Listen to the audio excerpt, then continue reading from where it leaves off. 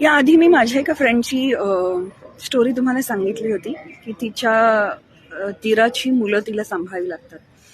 काल मला एक खूप शॉकिंग न्यूज तिच्याबद्दल कळाली की तिचं काल मिसकॅरेज झालं.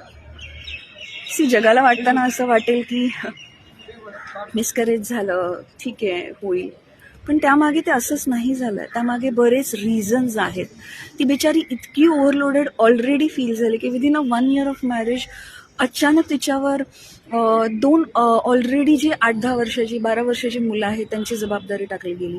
आणि आता स्वतःचं मूल कुठे ना कुठे, तिला या सगळ्या गोष्टींचा निगेटिव्हिटीचा इम्पॅक्ट झालाच असेल ना.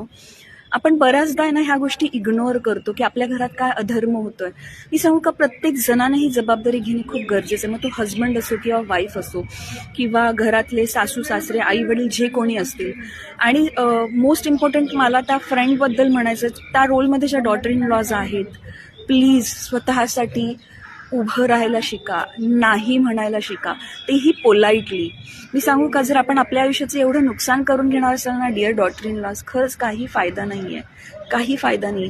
फक्त ना बोलता येणं ही सुद्धा खूप गोष्टी आपल्या लाईफमध्ये ॲड करू शकतो. सो प्लीज नाही बोलायला शिका, तेही प्रेमाने बोलायला शिका, स्वतःसाठी स्टँड घ्यायला शिका, पॉवरफुल बना. मी पॉवरफुल सोल नावाचं सेशन घेत असते, फ्री असतं. त्यासाठी लिंक बायोमध्ये दिली आहे, रजिस्टर करा आणि आत्ताच्या आत्ता जॉईन करा. पण आयुष्य असं नका जगू प्लीज. Bye bye.